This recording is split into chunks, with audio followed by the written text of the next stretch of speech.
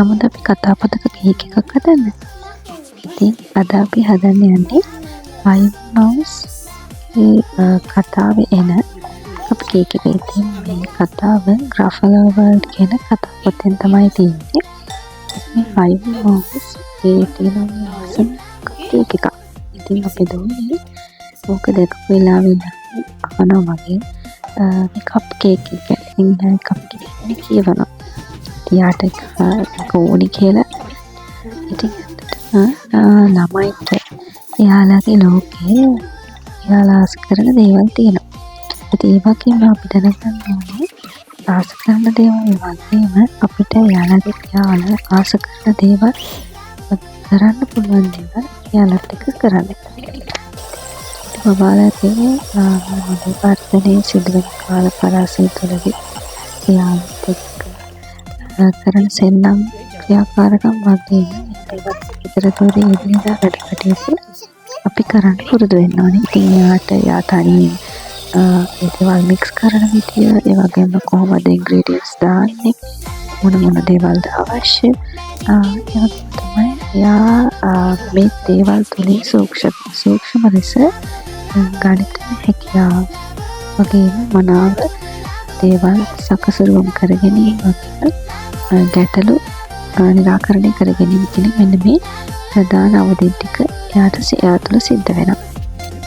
ඒ වගේම තමයි මේකෙදි පොඩි විනෝදයක් වගේ පොඩි වෙමි ලොකු විනෝදයක් ලබනවා වගේම එයාලා හරියට මේක සතුටු වෙනවා, එන්ජොයි කරනවා මේ දේවල් කරන්න. ඒ වගේම තමයි දෙමාපියොත් එක්ක තියෙන සමගතාවය, අම්මා තාත්තා සමගතාවය ඇති වෙනවා. ඒ වගේම තමයි එයාට අලුත් දෙයක් නිර්මාණය කර ගැනීම හැකියාව, ඉමේජිනේෂන් වෙන මේ දේවල් හැක් වෙනවා. ඒ වගේම තමයි මේ රස, සුවඳ, ඒ වගේ පිටන ටෙක්ස්චර් එක මේ දේවල් ඔස්සේ දරුවන්ට අවබෝධය ලැබෙනවා. අපේ සැබෑ ජීවිතය තුළ සිදු කරන ක්‍රියාකාරකම් වල අවබෝධය. ඉතින් අපි හැම වෙලෙම දරුවොත් එක්ක අපේ සැබෑ ජීවිතය තුළ සිදු කරන ක්‍රියාකාරකම් එක්ක මේ දේවල් ගොඩනගා ගන්න ඕනේ.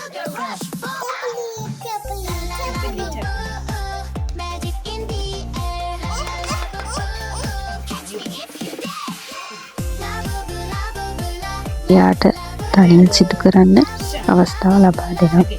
එයා මික්ස් කරනවා, ඒවා දාන්න, ඒ වගේම හරියට ඒ තැන් වලට ඒවයි කොහොමද දාන්නේ, කොහොමද මොන වගේ ඉන්ග්‍රීඩියන්ට්ස් අපි ගන්න ඒවට කියන මෙන්න මේ අවබෝධය තියෙනවා.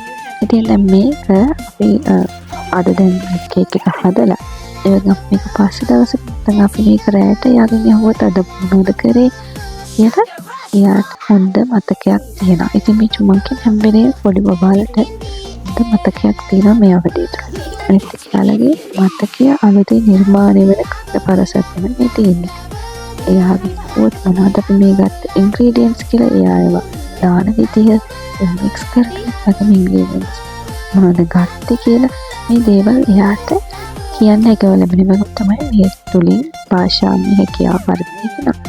ඉතින් ඔයාලා try කරලා බලන්න. අපි ස්ටෝරි බුක් කියවනවා වගේම සමහරවිට අපි අපේ ස්ක්‍රීන් ටයිම් එක බබාලට දෙනවා වගේ ඒවැය තියෙන පුංචි දේවල් අපි අරත් එක්ක කරන්න උත්සාහ කරන්න. එතකොට යාළුවගේ නව නිර්මාණ කුසලතාව වගේම එයාලා ඒකෙන් සෑහෙන විනෝදයක් ලබනවා. ඉතින් ඔයාලත් උත්සාහ කරලා බලන්න.